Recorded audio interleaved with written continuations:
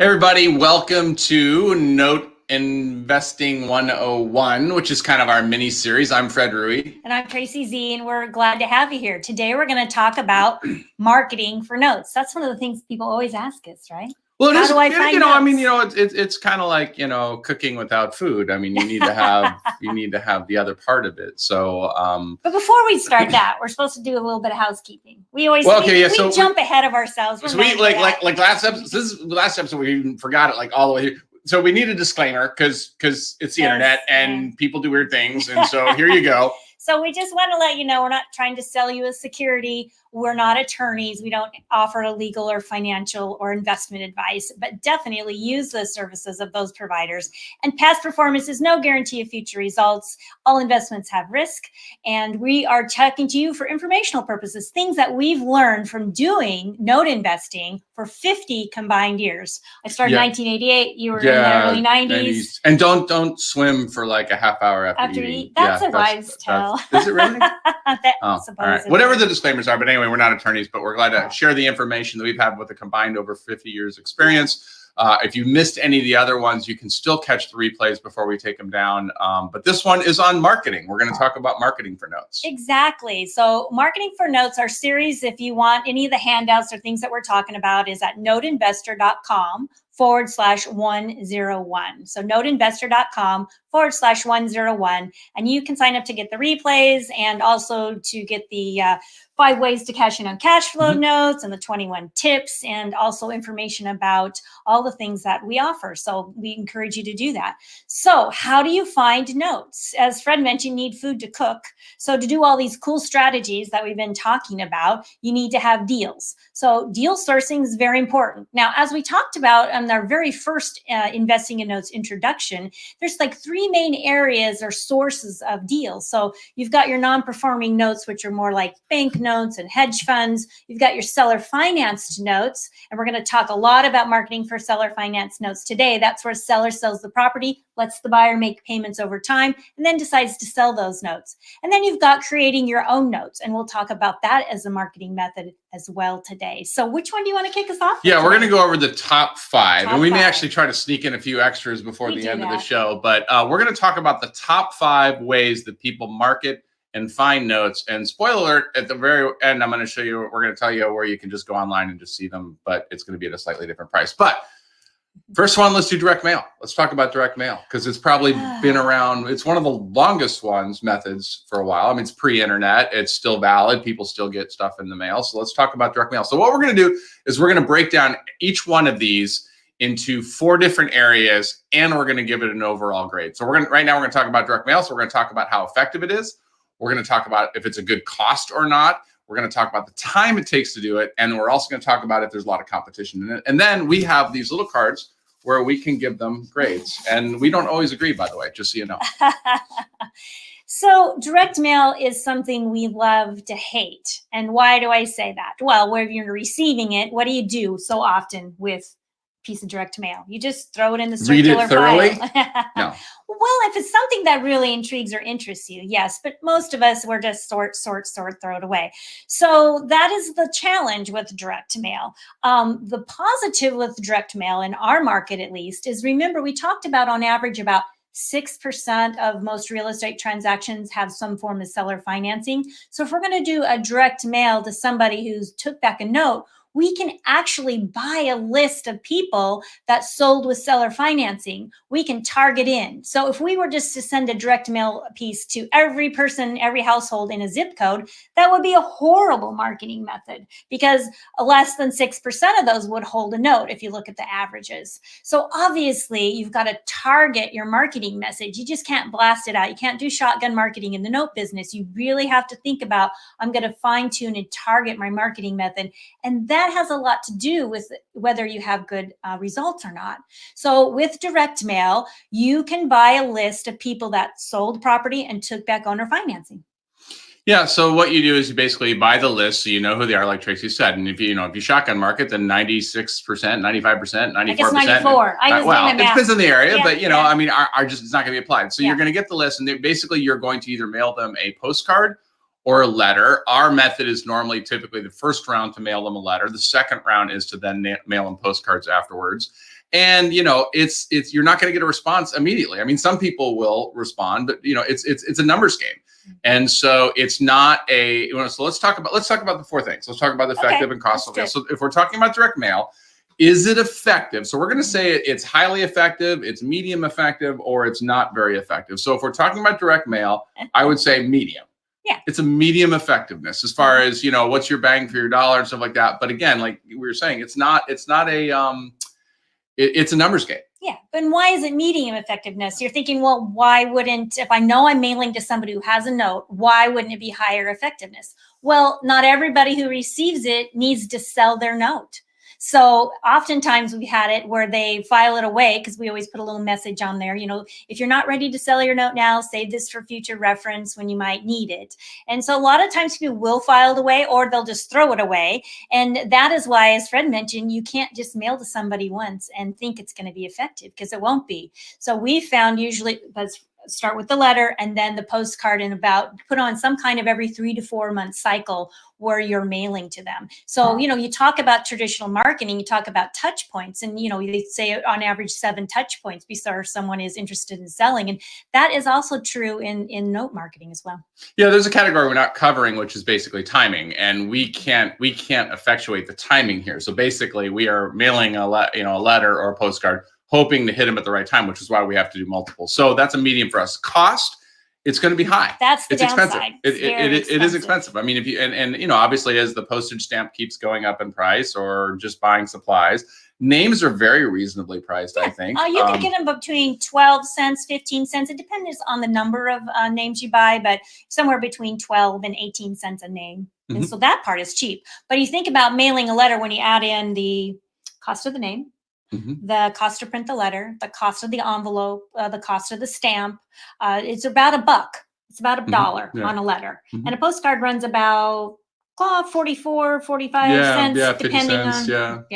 Now, we still like to put an old school stamp on our letters, but we don't mind using the pre-sort postage paid like through a mailing house on the postcards. We don't find that makes a big difference, but we do find the hand signed letters, number 10 window envelope with a real stamp is worth a little bit of extra on the letters. Yeah. Time wise, it's not a time killer. It's not hard. A lot of times you can, buy the list, upload the list to a house, upload your letter, do a mail merge. So I would say time, at worst case, it's a medium. Yeah. As far as it's not a lot of time, but you can outsource a lot of it. You can automate a lot of it.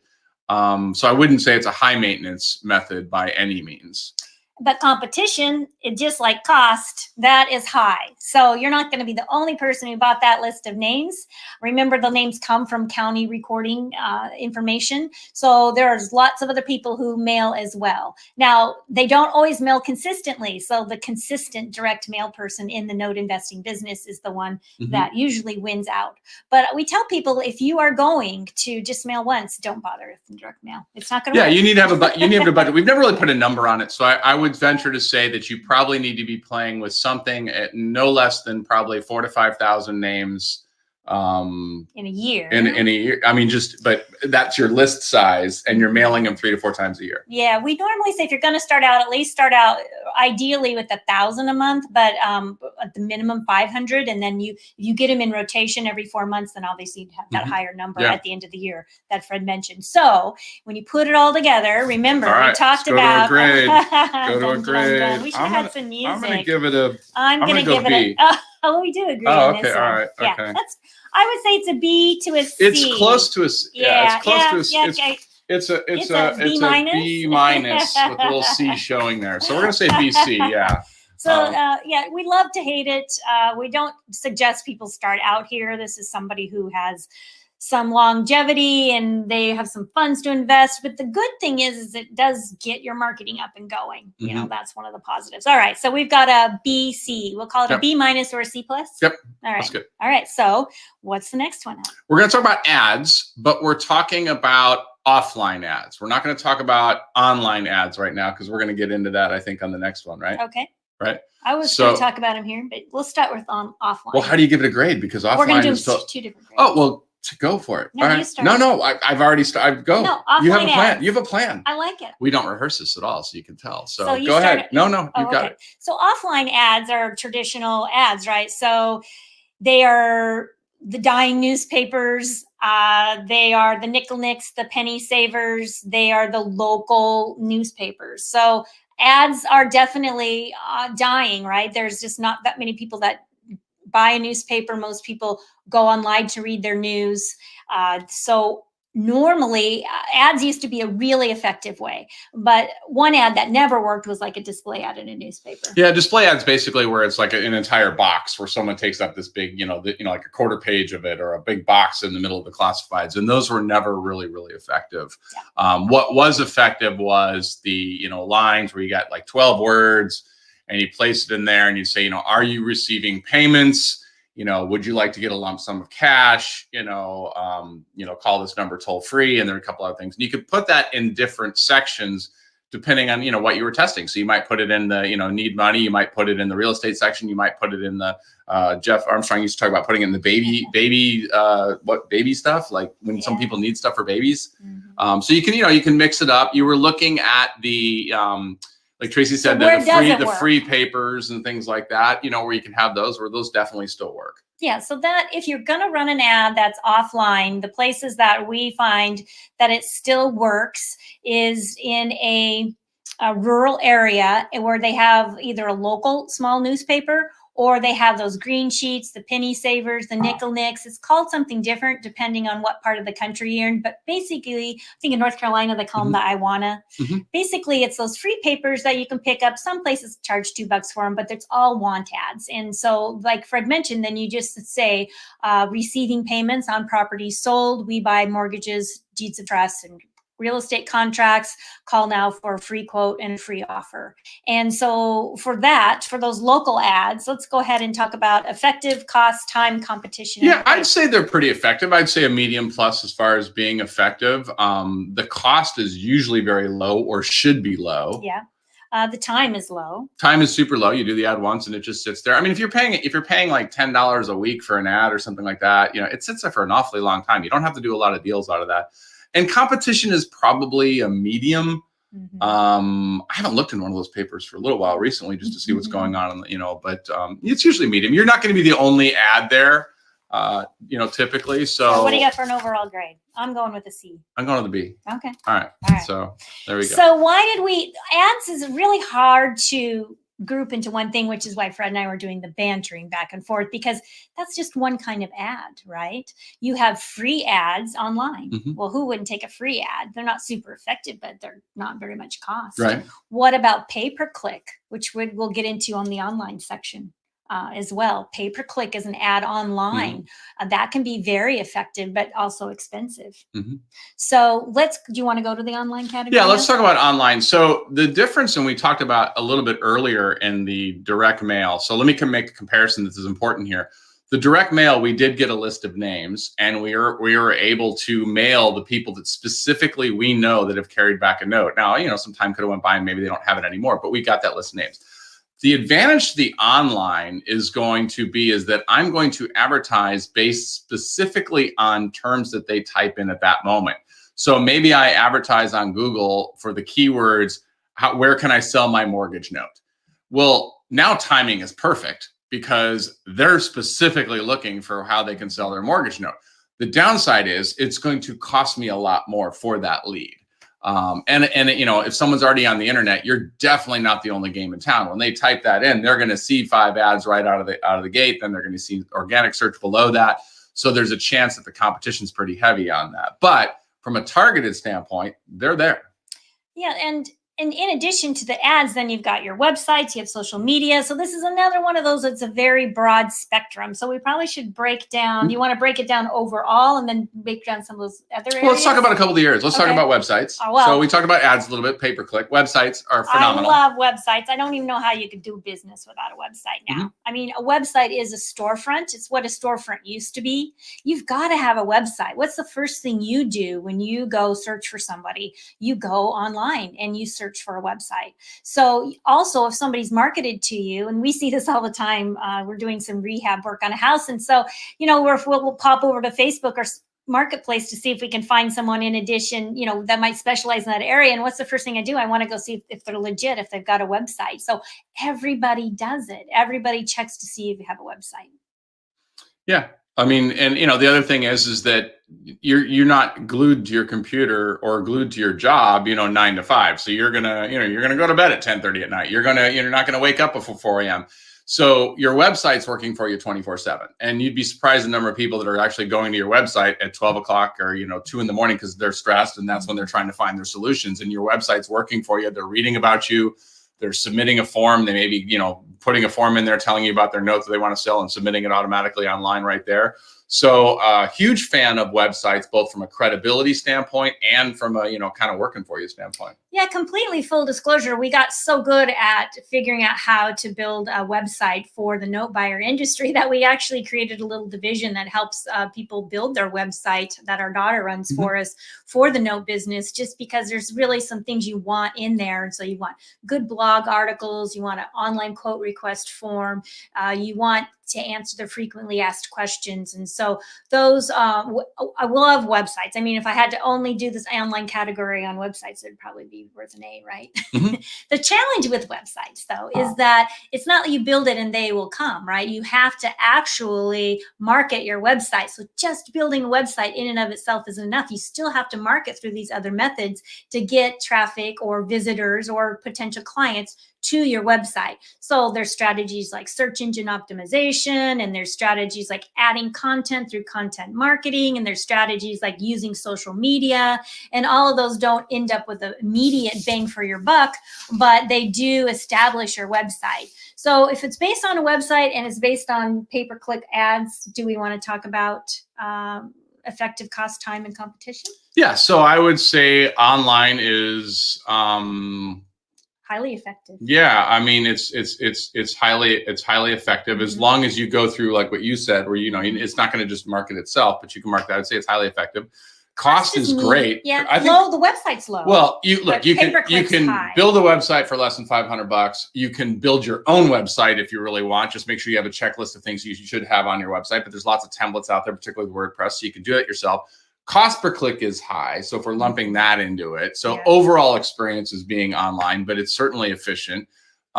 Time, I would say, is kind of a medium, particularly if you're doing what you need to do on there. But there are, the nice thing is there's flexibility. You can be anywhere as long as you can get an internet connection. Yeah, and competition, it's definitely high. I mean, there's lots of people out there in any industry. That's the one thing that the internet has done, because we've done this business before the internet and during and after. And you're aging us, but okay. That's okay. I mean, it started in 1988. Nobody had a website then. I mean, we built our first website in the mid-90s. Right?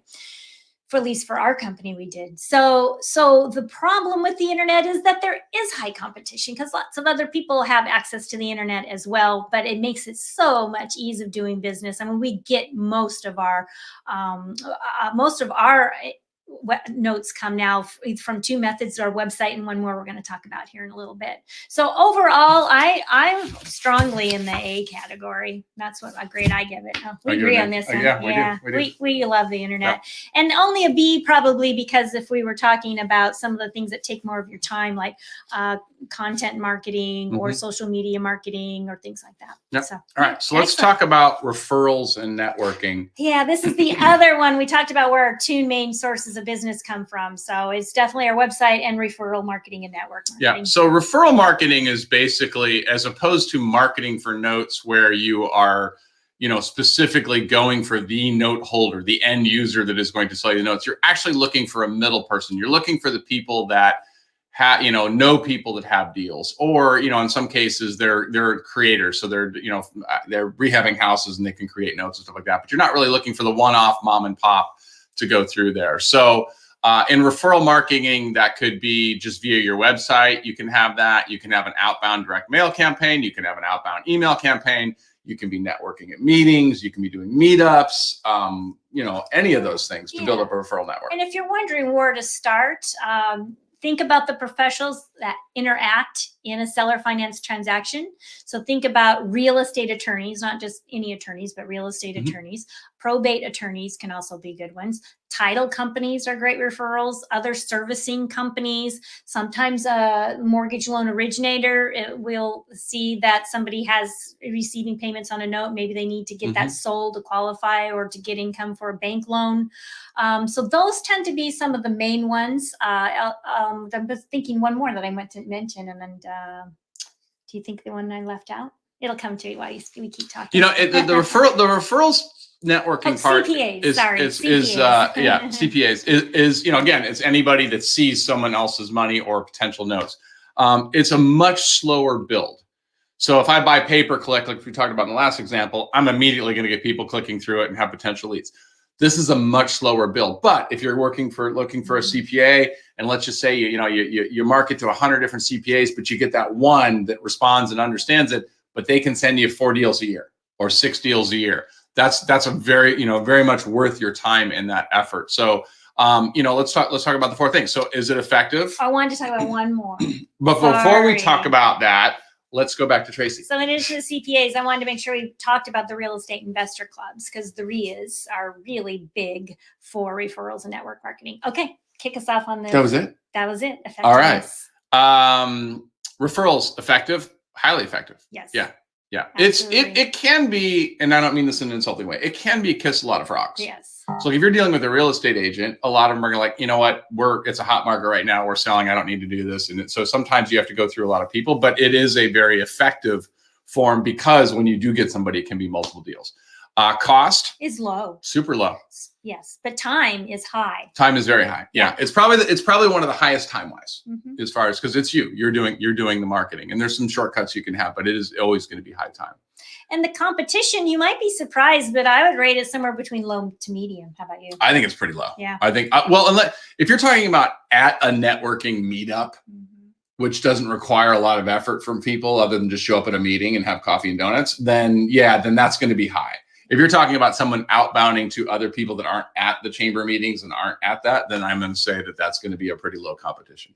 Yeah, and I think what you really want to focus in is, if you're going to do meetups or networking, you've got to put yourself in a place where people will be in part of real estate notes and creating notes. So a meetup at a general chamber meeting is going to have much lower results than going to a meetup for a real estate investor club. Yeah. Or you can do like a lot of people we've worked with over the years have done, is they started their own meetups. And so they did a little meetup in their own area, and they would do it in person, or now most of them are doing it online right now during the COVID environment. But meetups can be, establishing your own meetup can be another method. So overall grade, I think we agree on this one. I think it's an A. I definitely give it an A. I definitely give it an A. Before we move on to the next category, someone just put a question on there. Do you use SEO for your website? Yeah, absolutely. Yes.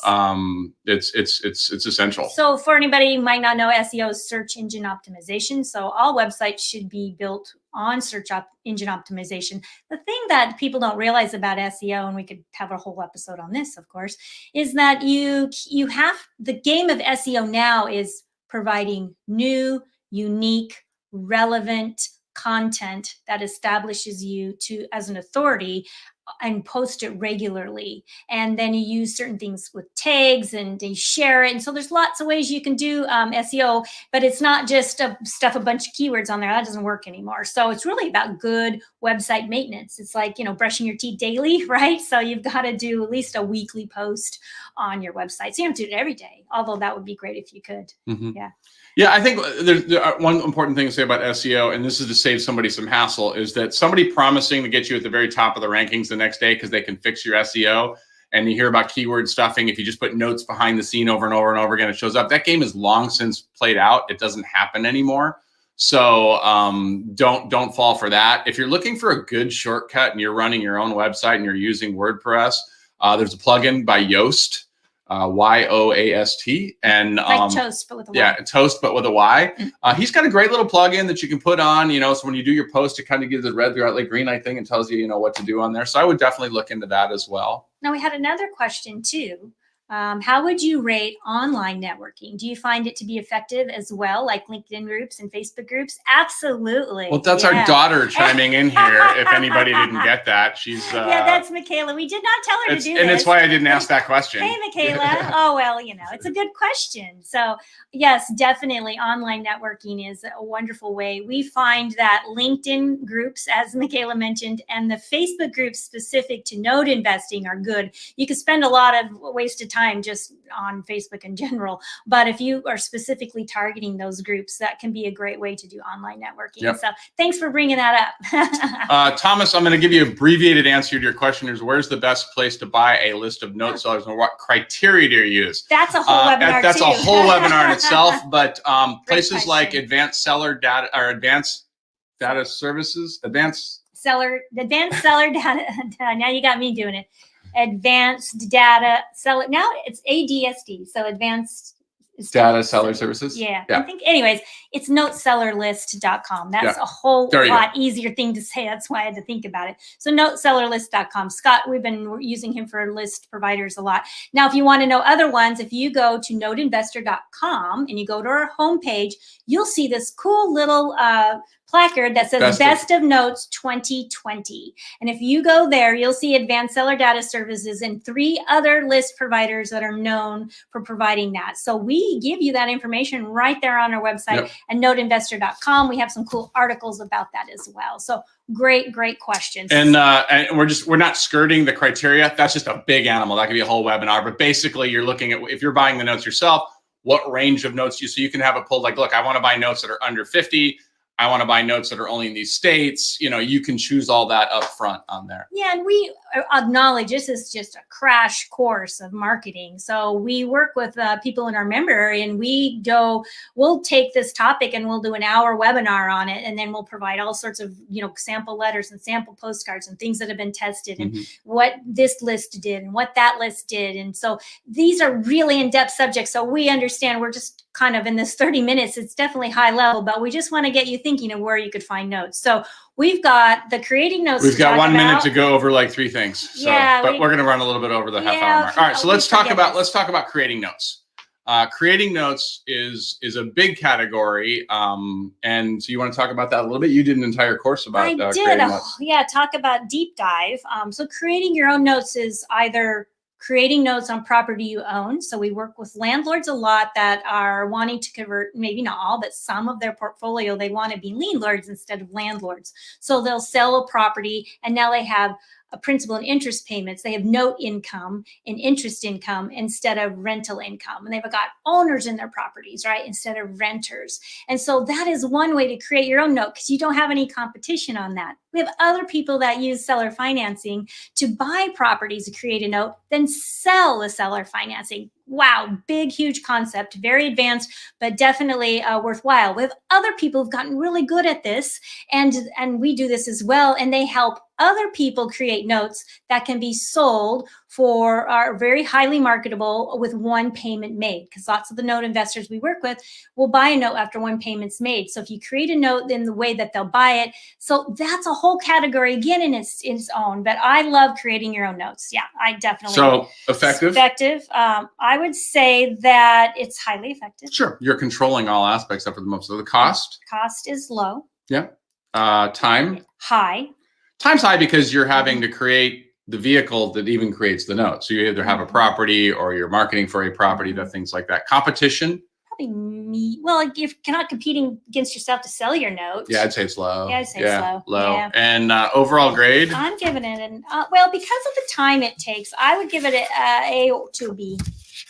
So I'm going to give it an A. I'm going to give it an A. I'm going to give it an A. Final grade is an A. Yeah. All right. Excellent. Let's talk about, because I had said this in the video before. Let's talk about reverse ad marketing, because this is something that's often overlooked. It's also, as we talk about the different budgets as far as cost, this is a very, very low cost item, but high time item. Do you want to talk about it a little bit? Yeah, so reverse ad marketing is somebody else already placed the ad, so you don't have any expense. You're responding to the ad. So you can do this using online methods. You can do this with Craigslist or Facebook. You could do this by picking up one of those local papers or free nickel nicks, penny saver, green saver types of papers.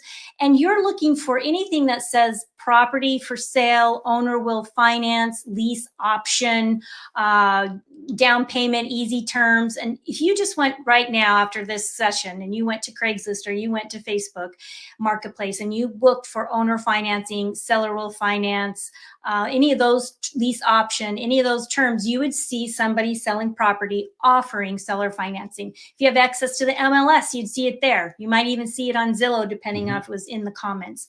So what you're going to do is you're going to outbound market to them, and you're actually going to call them up. And so you can do it via email. You could do it through text messaging, but the most traditional way is to pick up the phone and call. So you're going to say something like, hi, this is Tracy. I noticed your ad in the paper offering property for sale with owner financing. Our company specializes in buying owner finance notes. And you let them know. Sometimes they'll say, you'd let them know that sometimes they'll say, are you trying to list my property like a real estate agent? Those might be some of the objections. But you just explain to them, no, we're not looking to buy the property or list your property. We help people create notes. So we find that many people who create a note would prefer cash after closing, but they aren't sure what a note buyer is looking for. And we find that the same things that make a note more valuable to a note buyer also make them safer for you, the note creator, to carry. And so we have this helpful handbook. It's 7 tips to safe seller financing that we'd like to send you. And we can send that via email, or we can text it to them, or we can mail it to them. So we just ask them, is that something you'd like to receive via email or text, or you want to talk a little bit about what makes a note marketable to a note investor? And that's a great way. It takes some follow-up, it takes some time, takes some energy, but one, it's a great way for you to get comfortable talking about notes. Yeah, and again, there's no cost. It's just time, and it's a good way to get in there. So as far as effective, I'd say medium on the effectiveness. A lot of people don't have an interest at that moment, or they don't want to hear it, or they don't know what it is. But I'd say it's no cost. It's a phone call. Yep. Time is high. Yep. You're going to be going through there. Little competition, very little competition, I would say on that. And overall grade, I would say it's probably a B. Yeah, I'd agree. I would say it's a B. Yeah. All right. So one more thing I think before we got to go, and I know we've gone over here, but there is one thing we want to do as far as making everything we just talked about completely irrelevant. If you're willing to sacrifice price, how much you're getting on a note, this is for somebody that wants to purchase and own a note themselves. If you're willing to sacrifice your return a little bit or pay not as good of a price, it's like wholesale versus retail type thing, then there are sites where people actually list notes out there where you can just go there, look at the note, look at all the parameters, and decide if that's the note you want. You can say, like, someone's looking for a list on criteria. You can look for the criteria going, well, I want them only in the States and I want them to be this dollar amount. And yeah, I'm going to buy that note. Now you're going to pay a little bit more for that note. Your return is going to be a little bit lower than if you go direct, but you also won't have the cost associated with going direct on there. Yeah, and so these note listing sites, I know somebody's going to ask, I'm already saying, who are they? So I'm just going to send you to noteinvestor.com and click on the Best of Notes tab, and you'll see who was nominated for and who you'll won see all the listings, the best note listing sites. So I will send you there, and you'll see who they are. So we're not holding back the information. We're just going to ask you to go to so our noteinvestor.com and go to the Best of 2020, and you'll see a lot of categories. Yeah. You'll see a lot of categories there, but the Best of Notes, you'll see all the different categories, including the top top sites for that. Yeah, and so we also provide all that information. We put out a directory every year of note buyers, so that information is in there as well. But the reason that we're mentioning this to you, and Fred talked about that, is that some of these methods are great if you want to get direct to the source, but they take more time and money. And so you have to decide, well, what marketing method is best? Well, it really depends on the time that it takes and the time you have available to commit, and the expense that it takes and the dollars you have to invest in it. If you're just somebody who wants to buy 1 or 2 notes in your self-directed IRA company, that's great. That might be a great place for you to start, is the note listing sites, because you aren't looking to spend a ton of time and dollars marketing. You just want an alternative place to put some of your retirement money. And so that could be a good place. Just realize that you're going to pay more for it. You're not going to get the lower price. You're paying retail, as Fred mentioned, not wholesale. If you're somebody who's going to refer notes and want to make a fee, or you want to do some of those really exciting partial deals like we talked about, then you're going to want to spend the time and the energy to go after that wholesale. Some of those methods we just talked about, building your website, doing the referrals, doing the direct mail, doing some ads. That's where you're going to get the better pricing. So, there's not we give them a grade, but what is right for you may not be right for the next person. So really think about, what are your strengths? What are your weaknesses? And what kind of time and dollars do you have to invest on the marketing side? But there are places you can just go find notes for some. That's right. And that is new. That's probably in the last 5 years that's happened. Yeah. Well, hey, thank you so much. Thanks for letting us run a little bit over on this. If you have missed any of the previous ones, they're still online right now. So if you go to noteinvestor.com/101, you will be able to get access to the ones we've already done, including a replay of this one tomorrow. And if we do any in the future, anyone's come up, you'll get notified about when those are going to be there as well. Please continue to submit the questions and ideas for sessions. We're going to do a few more of these.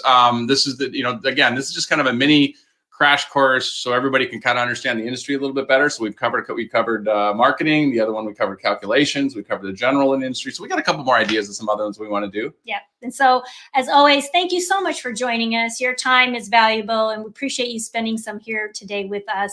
And as we always end, happy note investing. Bye.